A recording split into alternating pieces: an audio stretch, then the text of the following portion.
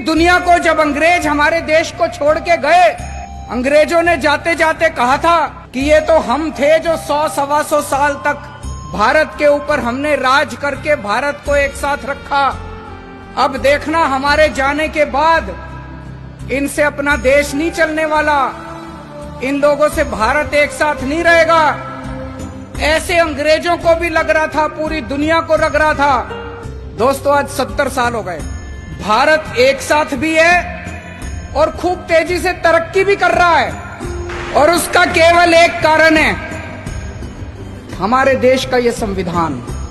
ऐसे देश का संविधान लिखना जिसमें इतने सारे धर्म थे, इतनी सारी भाषाएं, इतनी संस्कृति, इतनी जाति, इतनी विविधता, ऐसे देश का संविधान लिखना कोई आसान काम नहीं था।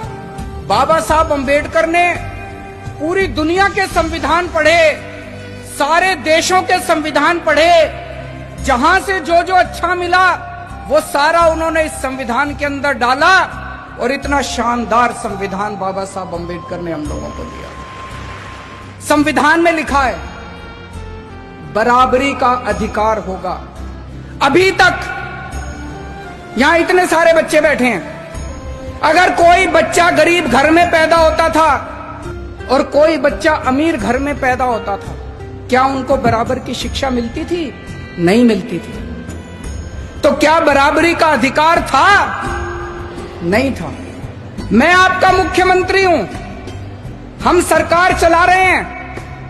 सरकार की नजरों में, मुख्यमंत्री की नजरों में, एक बच्चा अगर गरीब घर में पैदा होता है और एक बच्चा अमीर घर में पैदा होता है, मेरे लिए तो मेरे दोनों बच्चे बराबर हैं। मैं उन दोनों बच्चों के बीच में फर्क नहीं कर सकता।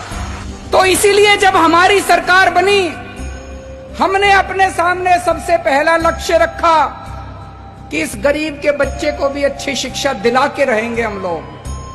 दिल्ली में जो भी बच्चा दिल्ली में पैदा होगा, चाहे वो गरीब का बच्चा हो, चाहे अमीर का बच्चा हो, सबको अच्छी शिक्षा मिलेगी, सबको एक जैसी शिक्षा मिलेगी। दोस्तों आज 5 साल के अंदर हमने वो करके दिखाया। बाबा साहब अंबेडकर का एक सपना पूरा किया हम लोगों ने। हमारे संविधान में लिखा है जीने का अधिकार होगा।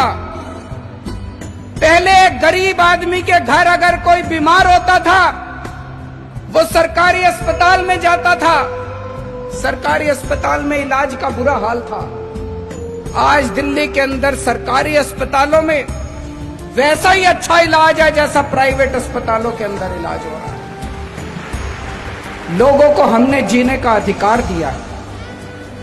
दिल्ली के अंदर हमने योजना बनाई, अभी तक अगर किसी का एक्सीडेंट होता था, कोई उसको बचाने के लिए नहीं जाता था, वो बेचारा सड़क पे पड़ा रहता था।